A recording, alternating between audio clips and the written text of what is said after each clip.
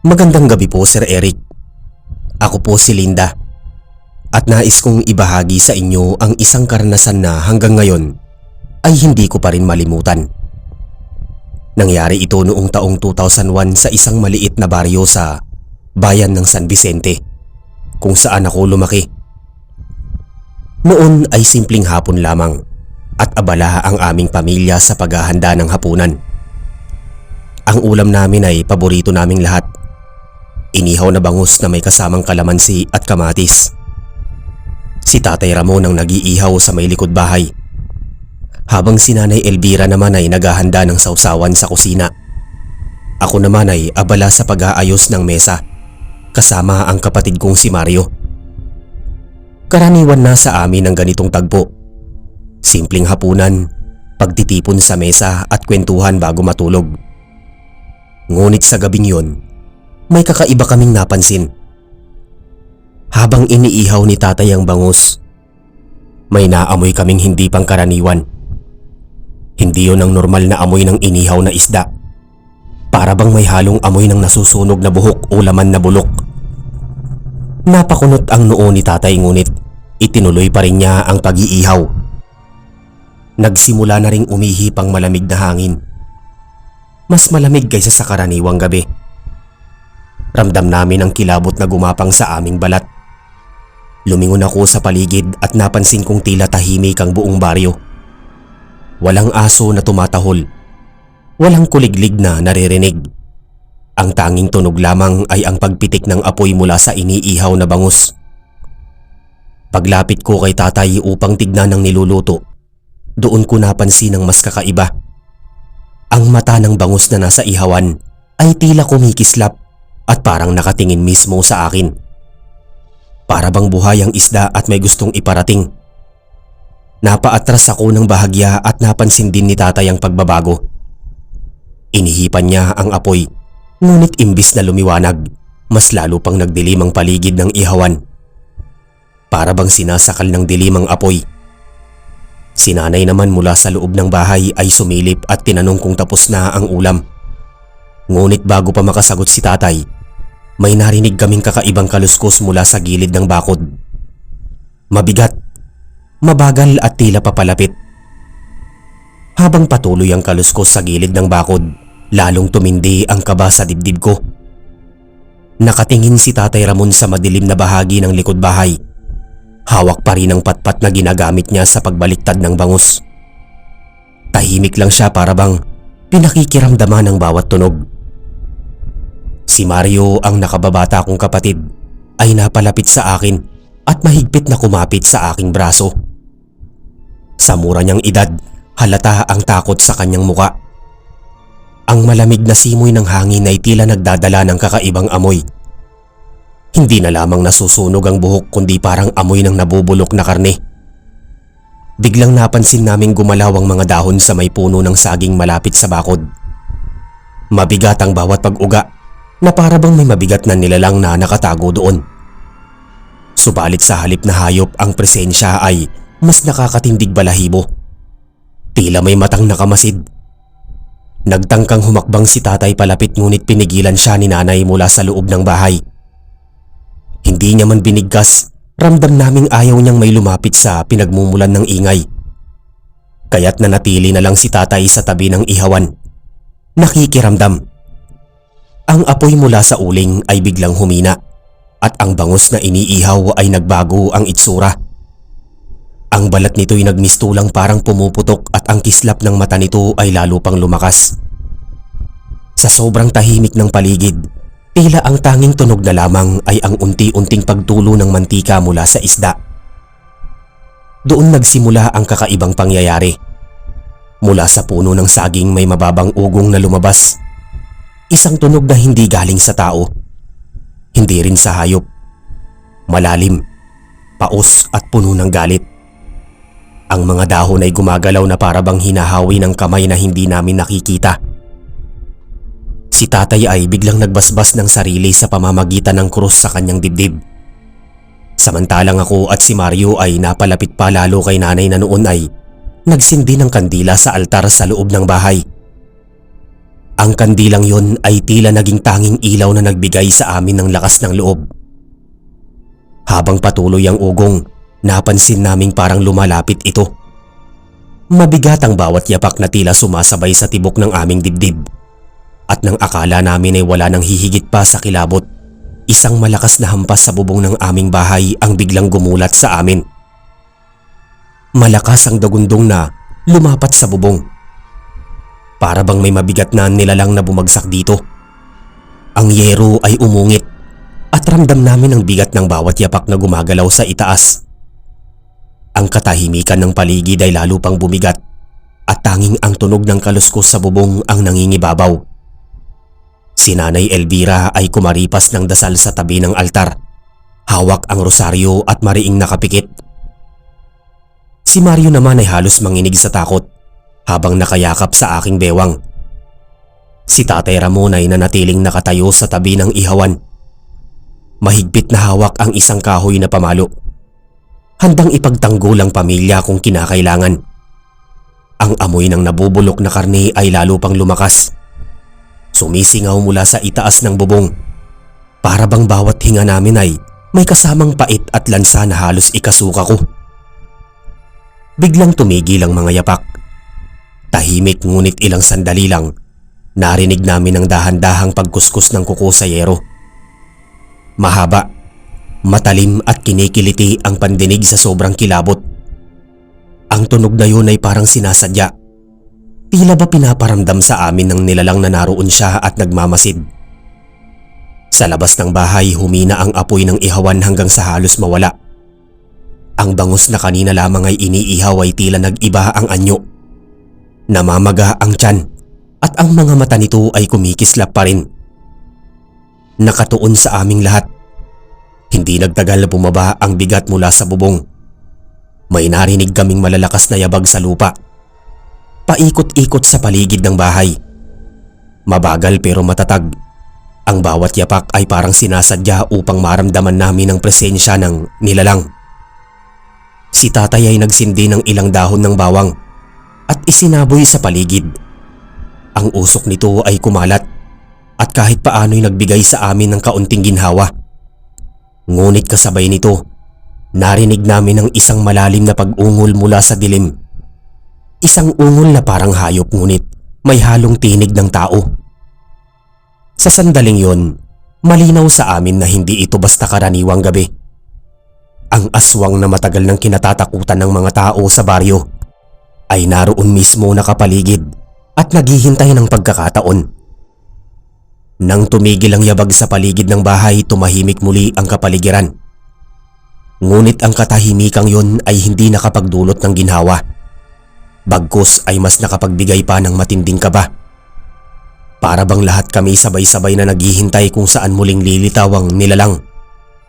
Ang amoy ng nabubulok na laman ay hindi na mawala-wala. Lalo pang bumigat sa bawat hininga. Ang init mula sa ihawan sa labas ay tuluyang nawala at nang silipin ni Tatay Ramon ang apoy, wala na itong ningas. Ang bangus na iniihaw ay tila natusta at pumutok ang tiyan. Ngunit ang mga mata nito ay nananatiling bukas at tila nakatitig pa rin sa aming lahat. Sa biglang sandali narinig namin ang malalim na paghinga mula sa mismo sa may bintana ng kusina. Mabagal at mahaba na parang sinasadya para marinig namin. Si Mario ay agad na kumapit ng mahigpit sa akin. Nanginginig at halos hindi na makapagsalita sa sobrang takot. Si Nanay Elvira ay naglagay ng bawang sa bawat sulok ng mesa at nagsabit ng krus malapit sa pintuan. Si Tatay Ramon naman ay mahigpit na nakahawak sa kahoy na pamalo, nakabantay sa bawat tunog. Maya-maya ay umingit ang sahig sa may likod ng bahay. Dahan-dahan. 1, 2, 3 yapak. Papalapit sa pinto. Ang tunog ay parang may matatalim na kuko na kumakaskas sa kahoy habang naglalakad. Pagdating sa mismong pintuan may marahang kumalabog. 1 beses, 2 at 3. Mas malakas na hampas na halos gumalaw ang buong pinto. Parang tinutokso kami ng nilalang na pumasok siya kung kakayanin namin. Humigpit ang hawak ni Tatay sa kanyang pamalo at kami na may sabay-sabay na napapikit. Walang lumalakas ang loob para gumalaw. Ang hangin ay biglang lumamig at ang kisame ng bahay ay tila nagkakabasa. May patak na malamig na tubig na bumabagsak mula sa itaas. Sa gitna ng katahimikan, narinig namin ang isang malutong na halakhak mula sa labas. Malalim, mababa at tila galing sa isang nilalang na hindi tao. Kasabay nito, ang mga aso sa malalayong bahay ay nagsimulang mag-iyakan. Ngunit walang tumahol. Para bang alam din nilang may masamang presensya na hindi nila kayang harapin. Matapos ang malutong na halakhak mula sa labas, muling lumakas ang hampas sa pintuan. Sa bawat kalabog, ramdam namin ang panginginig ng buong bahay na gawa lamang sa kahoy at pawid. Para bang anumang oras ay bibigay ang pinto at tuluyang bumukas para sa nilalang na nasa labas. Si Nanay Elvira ay halos mawalan ng boses sa kakadasal. Mariing nakapikit at paulit-ulit na inuusal ang ama namin. Si Mario naman ay nakahawak pa rin sa akin. Nanginginig ang tuhod at halos hindi makagalaw. Si Tatay Ramon, bagamat bakas ang kaba sa kanyang muka, ay nanindigan pa rin. Hawak ang pamalo at nakaharap sa pinto, handang ipagtanggol ang pamilya. Sa kalagitnaan ng kalabog, biglang tumigil ang lahat. Tahimik, para bang nawala na lamang ang bigat ng presensya sa labas. Ngunit hindi kami nakampante dahil alam naming hindi yun ang katapusan. Mas lalo kaming kinilabutan sa katahimikan. Maya-maya'y may narinig kaming kaluskos sa bubong. Muli itong umingit at kasabay ng tunog ay ang dahan-dahang pagdampi ng mga kuko na kumakayod sa yero. Mabagal, mahaba at sinasadya. Ang bawat gasgas ay tila tumatagos sa aming pandinig at nagpapabilis ng tibok ng aming puso. Sa kusina may malakas na tunog ng basag na pinggan. Nang tignan namin, nakita naming gumulong ang mangkok ng kalamansi papunta sa sahig na parang itinulak ng hindi nakikitang kamay. Ang mga bilog na prutas ay nagkalat at bawat isa ay tila umikot ng matagal bago huminto. Kasabay nito, narinig namin ang mabigat na hinga mula mismo sa loob ng bahay. Hindi na sa labas kundi sa mismong paligid namin. Malalim, malamig at malapit. Si Tatay ay dahan-dahang umikot. Iniangat ang kanyang pamalo at nakikiramdam. Si Nanay ay mas mahigpit na kumapit sa rosaryo, habang ako na may pilit na kinakalma si Mario na halos mapaiyak na sa takot. Ang amoy ng nabubulok na laman ay umikot sa buong bahay. Mas matapang kaysa kanina. Para bang ang bawat sulok ay pinapasok ng presensya ng nilalang. Bigla na lang sa mismong tabi ng bintana may kumakaluskos at sumilip na anino. Hindi malinaw ang mukha ngunit ang hugis ay may mahabang buhok. Payat ang katawan at tila may mga mata na kumikislap na pula. Ang aninong yun ay saglit na lumitaw at agad na nawala. Ngunit sapat na upang iparamdam sa amin na hindi lang ito umaaligid sa labas. Naghahanap na ito ng paraan upang tuluyang makapasok. Pagkaraan ng ilang sandali, narinig namin ang marahang pag-ungol mula sa may bintana. Hindi ito tunog ng tao. Hindi rin hayop. Parang pinaghalong dalawang tinig na pinilit pag-isahin. Ang pag-ungol ay dahan-dahang lumalakas at ramdam naming unti-unti nitong pinupuno ang buong bahay. Si Nanay Elvira ay napasigaw ng dasal. Nanginginig habang nakatingin sa krus na nakasabit sa dingding. Si Mario ay halos nakapikit na. Pilit itinatakip ang mga kamay sa kanyang tenga upang hindi marinig ang nakakapangilabot na tunog. Sa isang iglap may malakas na kalabog sa bintana na para bang may malaking bagay na tumama rito. Ang kahoy na takip ng bintana ay umalog at kita naming gumagalaw ang mga pako na tila unti-unting bumibigay. Sa bawat hampas, nararamdaman naming mas lalo itong lumalakas. Para bang ang nilalang ay desperado nang makapasok. Si Tatay Ramon ay sumugod sa may bintana at itinulak ang mabigat na aparador upang harangan ito. Pawis na pawis siya, bagamat malamig ang paligid at mariing nakatitig sa galaw ng kahoy. Habang nangyayari yon, may biglang bumagsak na kalamansi mula sa mesa. Isa, dalawa hanggang sa lahat ng nakakalat na kalamansi ay gumulong papunta sa bintana. At doon ay huminto. Para bang may hindi nakikitang puwersa na nag-uudyok sa kanila. Kasabay nito biglang pumutok ang ilaw ng lampara. Ang liwanag ay mabilis na nagdilim. Iniwan kaming halos wala nang makita. Tanging ang mahinang ningas mula sa kandila ang nagbigay sa amin ng konting liwanag. Muli naming narinig ang mga kuko na kumakayod. Ngayon ay hindi lang sa bubong, kundi pati na rin sa dingding. Ang tunog ay paikot-ikot, tila ba ang nilalang ay umiikot sa buong bahay. Hinahanap ang pinakamahinang bahagi upang pasukin kami.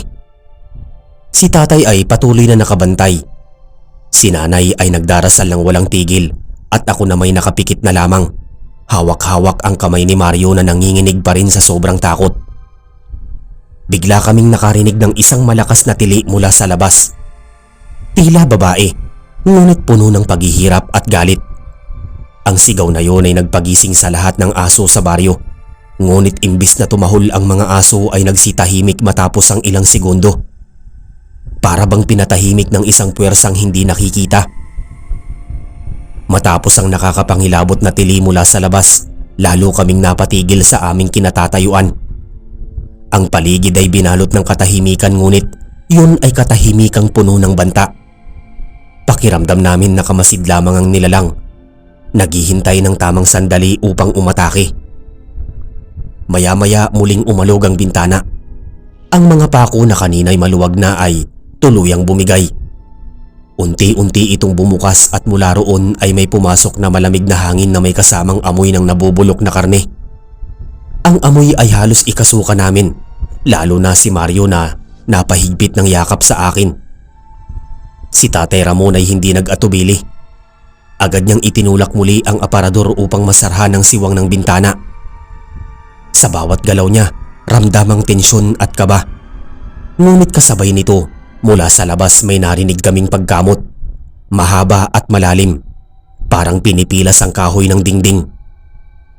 Sa kusina, ang mga natitirang kalamansi ay gumulong muli isa-isa, patungo sa pinto.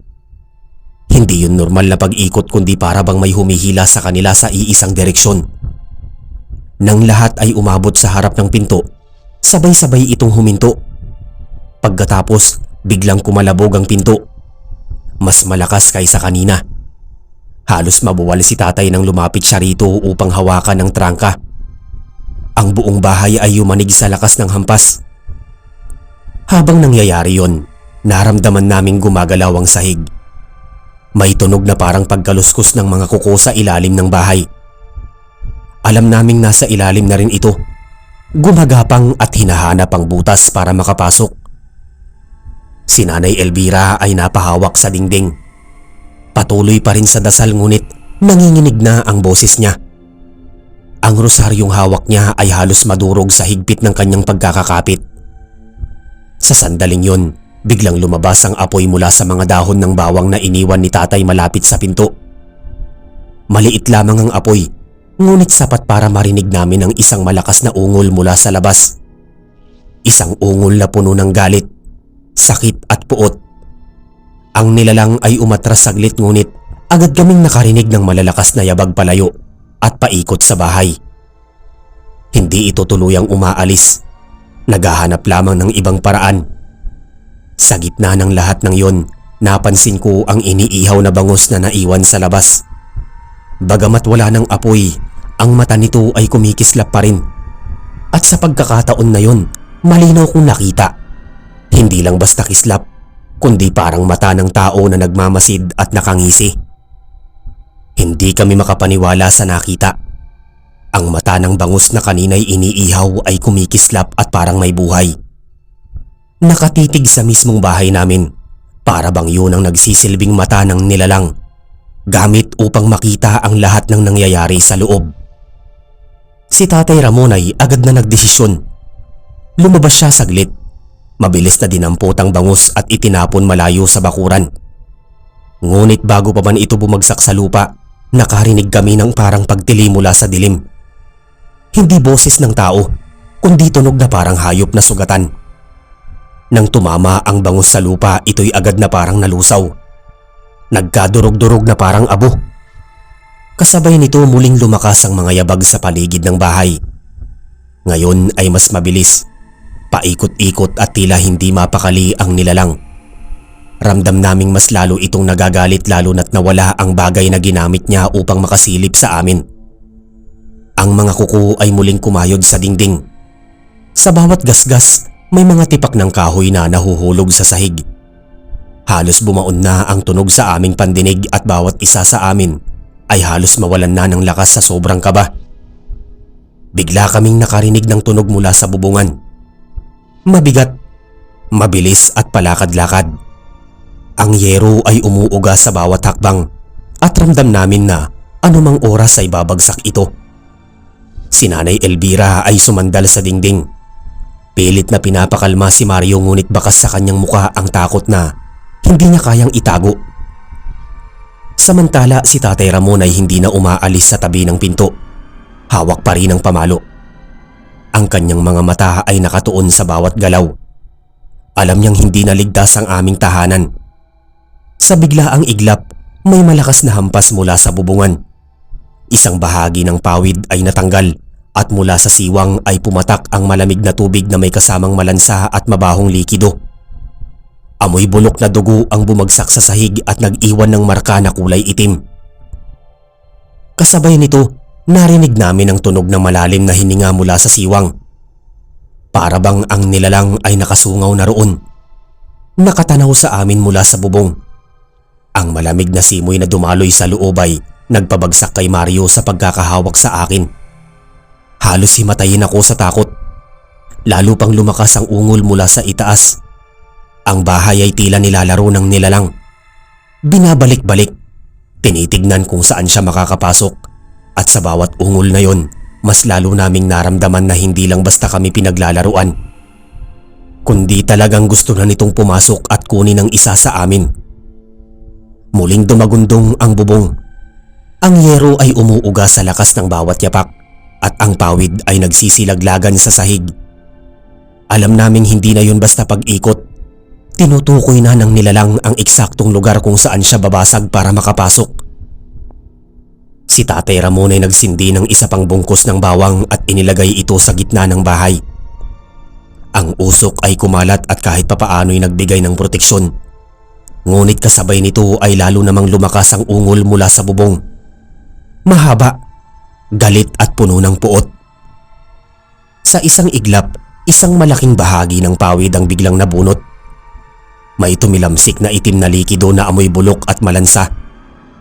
Tumama sa sahig at kumalat. Ang tunog ng basag na kahoy ay umalingaw-ngaw at mula roon ay sumilip ang isang anino. Hindi malinaw ang itsura. Ngunit nakita namin ang dalawang mata na kumikislap ng pula. Ang tingin nito ay diretso sa loob ng bahay. Diretso sa amin. Kasunod nito'y may mahabang kuko na dahan-dahang gumapang sa gilid ng siwang. Kumakaskas sa kahoy na para bang sinusukat ang lakas ng aming tirahan. Si Nanay Elvira ay halos mawalan ng lakas. Napaupo sa sahig habang mariing nakayakap sa rosaryo. Si Mario ay yakap ko pa rin, nanginginig at hindi na makapagsalita. Si Tatay Ramon lang ang nanatiling nakatayo, ngunit halata sa kanya ang kaba. Nang akala namin ay bibigay na ang bubong, bigla kaming nakarinig ng malalakas na yabag mula sa di kalayuan. Hindi tao, kundi mga kaluskos na tila galing sa iba't ibang direksyon. Ang buong paligid ng baryo ay tila nagsisimula ng mabuhay. Parang hindi lang iisang nilalang ang nasa paligid, kundi mas marami pa. Mula sa labas ng bintana, may kumakaluskos na naman at isang anino ang dumaan. Mahaba, payat at mabilis. Kasunod nito'y may isa pang dumaan sa kabilang gilid. Ang mga yabag at kaluskos ay dumami at unti-unti naming napagtanto na hindi lang pala iisang aswang ang naroon. Ang bahay namin ay napapalibutan na. Sa gitna ng lahat ng yun muling napansin ni Tatay ang mga kalamansi sa sahig. May ilan na hindi pa rin gumagalaw ngunit nang humampas ang hangin mula sa siwang sa bubong, bigla itong gumulong lahat patungo sa gitna ng bahay. Doon sila huminto, para bang may hindi nakikitang puwersang nagtitipon sa kanila. Ang kasabay ng paghinto ng mga kalamansi, narinig namin ang sabayang huni ng mga nilalang mula sa paligid. Malalim, nakakapangilabot, at sabay-sabay na parang iisang tinig. Sabay-sabay ang pag-ungol mula sa labas. Iba't ibang direksyon, iba't ibang boses, ngunit iisa ang mensahe. Nakapalibot na sila at handa ng sumalakay. Ang hangin ay lalo pang lumamig at ang katahimikan ng baryo ay tuluyan ng naglaho. Ang bawat sulok ay parang may mata na nakatingin sa amin. Sa bubong, muling umingit ang yero at tila lalong bumigay.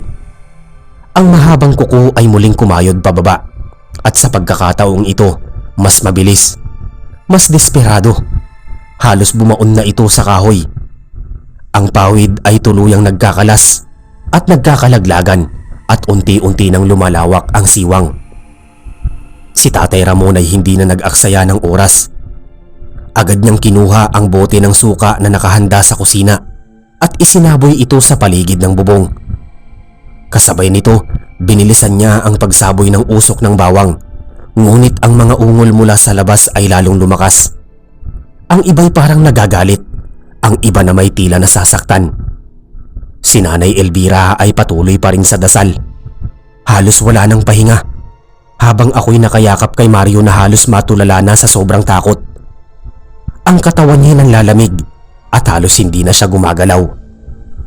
Sa gitna ng kaba, bigla kaming nakarinig ng malakas na kalabog mula sa likod ng bahay. Ang dingding na kahoy ay halos mabiyak na sa lakas ng hampas. Sunod-sunod na kalabog ang tumama. Isa, dalawa, tatlo. Para bang tinutulungan ng iba't ibang nilalang ang isa't isa upang basagin ang dingding. Kasabay nito, ang mga kalamansi sa sahig ay biglang nagbitak-bitak na parang pinisil ng hindi nakikitang kamay. Ang katas nito ay kumalat sa sahig at ang amoy ay mabilis na pumuno sa loob ng bahay. Ang bango ng kalamansi ay humalo sa lansa ng nabubulok na laman at nagbigay ng kakaibang halimuyak na lalong nagpaigtad sa takot namin. Sa itaas may isang kamay na humaba mula sa siwang ng bubong. Manipis, maputla at mahaba ang mga daliri na may matutulis na kuko. Gumapang ito pababa, dahan-dahan papunta sa loob. Si Tatay Ramon ay agad na sumugod at hinampas yun ng pamalo. Narinig namin ang malutong na tunog na parang buto na nabali, kasabay ng isang malakas na sigaw mula sa itaas. Ngunit sa halip na mawala, mas dumami pa ang mga kamay na dahan-dahang sumungaw mula sa bubong. Sabay-sabay na kumakapit sa gilid ng siwang. Ang bahay ay unti-unti nang binabaklas at ramdam naming wala na kaming ligtas na lugar. Ang mga aswang ay hindi na nag-aalangan. Handa na silang pasukin ang loob. Mula sa siwang ng bubong hindi na lang isa o dalawang kamay ang nakalusot. Sunod-sunod ang mga ito. Mahahaba ang kuko at nangingitim ang balat. Para bang tuyong kahoy na nabalot ng dugo. Ang bawat kamay ay kumakapit sa gilid ng bubong. Pilit na binababa ang kanilang katawan papasok. Ang yero ay nag-iingay at ang pawid ay tuluyan ng naglalaglagan. Si Tatay Ramon ay walang tigil sa pagpalo gamit ang kanyang kahoy na pamalo. Sa bawat hampas niya may naririnig kaming malutong na tunog ng nababasag na buto o napuputol na daliri. Kasunod nito'y may kasamang tili mula sa labas, ngunit hindi nagtagal ay may panibagong kamay na lilitaw. Ang paligid ng bahay ay nagkakagulo. May malalakas na yabag, may kaluskos ng mga kuko sa sahig at may mga aninong dumaraan sa mga bintana. Ang buong paligid ay parang sinasalakay ng marami at bawat isa ay desperadong makapasok. Si Nanay Elvira ay halos mawalan na ng boses sa kakadasal. Ang rosaryo sa kanyang kamay ay nangingitim na, tila dahil sa sobrang higpit ng pagkakakapit niya.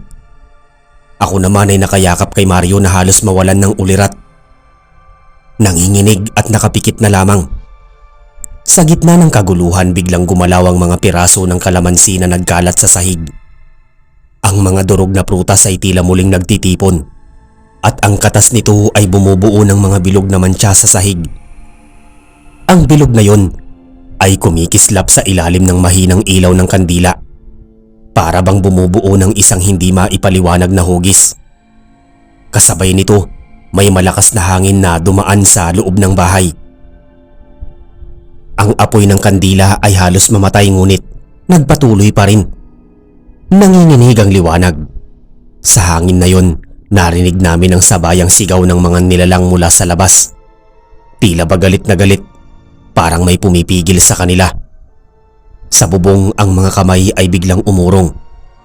Ang mga kuko na kanina'y halos bumutas na sa dingding ay isa-isang naglaho.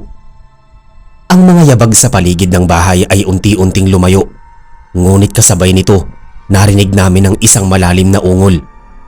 Mas mababa, mas mabigat at mas nakakatindig balahibo kaysa sa lahat ng narinig namin kanina. Hindi yun boses ng marami. Isa lang at malinaw na yun ang pinuno ng mga nilalang na nakapaligid sa amin. Si Tatay Ramon ay hindi kumilos. Nakatitig lamang sa bubong habang kami naman ay nakikiramdam. Alam naming hindi pa tapos ang lahat. Ang ungol na yun ay parang babala na hindi kami ligtas at mas malaki ang banta na paparating. Sa pag-atras ng mga kamay mula sa bubong at bintana, umalingaw-ngaw ang kakaibang katahimikan ng paligid. Ng bahay ay tila nulukuban ng mabigat na hangin. Ngunit ang mababang ungol na kanina'y narinig ay mas lalo pang lumakas. Parang nanggagaling sa mismong ilalim ng lupa. Si Tatay Ramon ay nakatayo pa rin sa gitna ng sala. Hawak ang pamalo. Habang kami ni Nanay Elvira at Mario ay nagkakulong sa isang sulok. Hindi kami makapagsalita dahil alam naming anumang ingay ay maaaring makatawag pansin ng nilalang. Biglang bumuka ang lupa sa gilid ng bahay. Isang maliit na bitak ang lumitaw at mula roon ay sumingaw ang masangsang na amoy. Mas matindi pa kaysa kanina. Ang amoy ng dugo at nabubulok na karne ay naghalo at pumasok sa loob ng bahay. Ang kalamansi na nakakalat sa sahig ay nagsimulang mangitim. Tila ba nauupos ang kapangyarihan nito? Mula sa butas na yon ay umangat ang isang anino. Malaki, halos 3 ulit ng tao ang laki at ang hugis nito ay hindi mawari. Mahahabang kamay, nakausli ang mga tadyang at ang mukay may halong anyo ng tao at hayop. Ang mga mata nito ay pula at nagliliyab. Nakatuon mismo sa loob ng bahay. Ang bangus na naiwan sa ihawan ay muling kumislap. Ang mga mata nito'y tila sumasalamin sa anino ng nilalang. Ang tiyan ng bangus ay pumutok at mula rito ay lumabas ang katas na kulay itim. Dahan-dahang umagos papunta sa sahig. Ang katas ay gumapang papalapit sa anino. Ngunit bigla itong umuusok at parang sinusunog ang balat ng nilalang. Ang nilalang ay napasigaw. Isang sigaw na halos umuga sa buong baryo.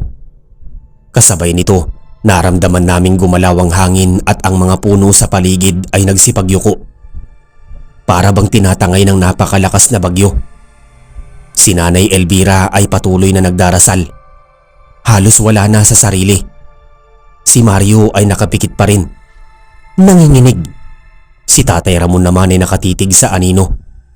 Mahigpit ang hawak sa pamalo. Alam niyang darating ang sandali na kailangang humarap siya rito. Ang nilalang ay dahan-dahang umaahon mula sa bitak at sa bawat hakbang nito, yuyuko ang lupa at naglalaglagan ng pawid at kumakalansing ang mga yero. Ang buong paligid ay parang bumibigay sa presensya niya. Nang tuluyan itong lumitaw, kita naming nakangisi ito ang mga ngipin ay mahahaba, matutulis at parang mga pangil ng baboy damo. Ang balat nito ay tila nababalot ng tuyong dugo at ang mga mata ay hindi kumukurap. Ang nilalang na ito ang pinuno ng mga aswang at malinaw na kami ang pinupuntirya niya ngayong gabi. Nakatitig si Tatay Ramon sa dambuhalang nilalang. Ang pamalo sa kanyang kamay ay nanginginig, hindi dahil sa kahinaan, kundi dahil sa bigat ng desisyon na kanyang haharapin. Ang buong bahay ay parang ginugupo ng presensya ng halimaw. Ang bawat hinga namin ay may kasamang takot na baka yun na ang huli. Ang nilalang ay dahan-dahang lumapit. Ang bawat yapak ay nagiiwan ng bitak sa lupa. Sa bawat paglapit niya, lalong lumalakas ang amoy ng nabubulok na laman. Si Nanay Elvira ay hindi tumigil sa pagdarasal. kahit pa namamalat na ang kanyang boses. Si Mario ay mahigpit ang kapit sa aking kamay at nararamdaman ko ang matinding panghinginig ng kanyang katawan. Sa gilid ng sahig, ang mga piraso ng kalamansi ay patuloy na nangingitim. Ngunit may isa na hindi naapektuhan. Isang maliit na hiwa ng kalamansi ang nanatiling maliwanag ang kulay. Ito ay gumulong papunta sa paanan ni Tatay Ramon na para bang may sariling isip. Napansin niya ito. Yumuko siya. Pinulot ang kalamansi at saglit na tumingin sa akin. Sa mga mata niya nakita ko ang takot, ngunit higit pa roon ay ang tapang na handang magsakripisyo. Habang papalapit ang nilalang, napansin nitong hawak ni Tatay ang kalamansi. Umungol ito. Mas malakas at mas galit. Ang balat nito'y nagsimulang magbitak at mula doon ay lumabas ang itim na likido. Halatang yun ang kahinaan ng halimaw. Sa isang iglap, sinindihan ni Tatay Ramon ang natitirang apoy ng ihawan gamit ang tuyong kahoy. Kumuha siya ng piraso ng bangus na nasunog sa gilid at piniga ang kalamansi sa ibabaw nito. Ang amoy ng katas na naghalo sa bangus ay kumalat at nang umabot sa nilalang, bigla itong umurong. Halos masunog ang balat. Ngunit hindi pa rin dito umatras ng tuluyan. Sa halip, mas lalo itong nagngit-ngit. Ang mga kuko nito'y umabot sa sahig at pilit nitong inaaabot ang loob ng bahay. Ang yero ay muling nag-iingay. Ang pawid ay nalalaglag at ang lupa'y nanginginig. Si Tatay Ramon ay umatras ng kaunti. Hawak ang bangus na may kalamansi at marahang lumapit sa gitna ng bahay. Kitang-kita naming doon nakatuon ang galit ng nilalang na para bang yun ang bagay na hindi niya matiis. Ang bangus na yun na kanina'y simpleng inihaw lang para sa hapunan ay naging tanging sandata namin laban sa nilalang. Ang katas ng kalamansi na dumadaloy dito ay tila apoy na sumusunog sa balat ng halimaw. Ngunit malinaw sa lahat, hindi pa tapos ang laban. Ang pinuno ng mga aswang ay lalaban hanggang huli at si Tatay Ramon ang haharap sa kanya. Habang hawak ni Tatay Ramon ang bangus na may piga ng kalamansi, tumitibok ang dibdib naming lahat sa kaba. Ramdam namin ang bigat ng laban na haharapin niya. Si Nanay Elvira ay patuloy pa rin sa dasal. Walang tigil ang bulong niya sa bawat ama namin at Aba Ginoong Maria. Ako naman ay niyayakap pa rin si Mario na nanginginig at nakapikit. Pilit na itinatago ang sarili sa likod ko. Humakbang ang nilalang. Nanginginig ang lupa sa bawat yabag. Ang mga mata nitong nagliliyab na pula ay nakatuon lamang sa bangus na hawak ni Tatay. Sa tuwing lalapit ito, umuusok ang balat niya. Para bang sinusunog ng amoy ng isda at kalamansi. Ngunit sa halip na umatras, mas lalo itong nagngangalit. Ang ngisi nito ay nagpapakita ng mahabang ngipin na parang mga pangil ng baboy damo. Bigla itong sumugod. Mabilis ang bawat galaw para sa isang napakalaking katawan. Bago pa man makapasok sa loob, itinapon ni Tatay Ramon ang bangus direkta sa mukha ng halimaw. Pagdikit ng isda at katas ng kalamansi sa balat nito, kumulo at pumutok ang ilang bahagi ng mukha ng nilalang. Umalingaw-ngaw ang isang malakas na sigaw. Parang halong huni ng hayop at tinig ng tao. Ang sigaw ay umuga sa buong bahay. Halos mabingi kami sa lakas. Ang nilalang ay umatras, ngunit hindi pa rin tumigil. Mula sa kanyang bunganga ay dumaloy ang maitim na laway na parang asido. Bumubutas sa lupa at dingding ng bahay. Nang makita yon ni Tatay, kinuha niya ang natitirang kalamansi sa sahig at piniga ang katas nito sa pamalo. Sa bawat patak ng kalamansi, tila nagkaroon ng kakaibang kapangyarihan ng kahoy. Lumapit muli ang nilalang. Sa pagkakataong ito, sinalubong siya ni Tatay Ramon. Sa unang hampas ng pamalo sa braso ng halimaw, nagsabog ng itim na dugo. Umiyak ito ng malakas, ngunit patuloy sa paglusob. Sunod-sunod ang paghampas ni Tatay sa ulo, sa balikat, sa dibdib. Bawat hampas ay may kasamang usok at sigaw ng galit. Sa kabila ng lahat, napansin naming parang napapahina na ang nilalang. Ang mga dating malalakas na galaw nito ay nagiging mabagal. Ang balat nito'y dati parang bakal ay unti-unting nagbibitak at naglalagas. Ngunit bago pa tuluyang bumagsak, humabol ito ng isang matinding pag-atake.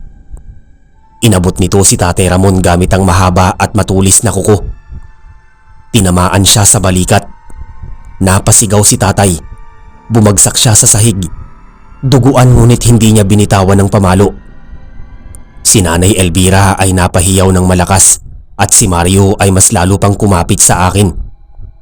Ngunit sa kabila ng sugat, pinilit bumangon ni tatay. Muling tumayo, hawak ang pamalo na basang-basa ng dugot kalamansi. Sa huling lakas, inundayan niya ng napakalakas na hampas ang ulo ng nilalang. Tumama yun sa noo at kasabay ng hampas ay pumutok ang ulo ng halimaw. Kumalat ang itim na dugo at usok. Umalingaw-ngaw ang huling sigaw ng pinuno ng mga aswang bago ito tuluyang bumagsak. Ang katawan nito'y lumambot, nagiging parang putik, hanggang sa natunaw ito at lumubog sa mismong bitak ng lupa na kanyang pinanggalingan. Kasabay nito, nagsara ang bitak at ang paligid ay biglang tumahimik. Ilang minuto kaming walang imik. Ang katahimikan ay nakakabingi, ngunit may halong ginhawa na rin. Ang amoy ng kalamansi ay nanatiling nakakalat sa bahay. Tila yun ang pumigil sa buong kasamaan. Si Tatay Ramon ay bumagsak sa upuan. Hawak pa rin ang pamalo. Habol hininga at duguan. Si Nanay Elvira ay agad na lumapit at nilinis ang sugat niya gamit ang natitirang malinis na tela. Ako naman ay pilit na pinakalma si Mario na tuluyan pang napahikbi. Kinabukasan nag-umpisa ng mag-ingay ang mga manok. Ang unang sinag ng araw ay pumasok sa mga siwang ng bahay. Sa kabila ng takot na aming naranasan, may pakiramdam ng kaligtasan. Ang mga kapitbahay na nakarinig ng kaguluhan ay nagsidatingan. Nakita nila ang mga bakas ng kagabi, ang sira sa bubong, ang dugo sa sahig at ang natuyong kalamansi. Wala na ang nilalang ngunit alaala ng gabing yun ay mananatili sa aming pamilya. Ang simpleng ihaw ng bangus na may kalamansi ang naging tanging panangga namin sa tiyak na kamatayan. Lumipas ang mga araw at muling bumalik sa normal ang baryo. Ngunit sa tuwing makakakita kami ng bangus at kalamansi, hindi namin maiwasang maalala ang gabing yun. Para sa iba, pagkain lang yun. Pero para sa amin, yun ang naging dahilan kung bakit kami nakaligtas. Sir Eric, yun ang buong kwento ko. Hanggang ngayon, tuwing gabi at tahimik ang paligid, naiisip ko pa rin ang pulang mga mata at amoy ng nabubulok na laman. Hindi ko malilimutan ang takot na yon at ang tapang ni Tatay Ramon na siyang dahilan kaya kami ngayon ay buhay pa.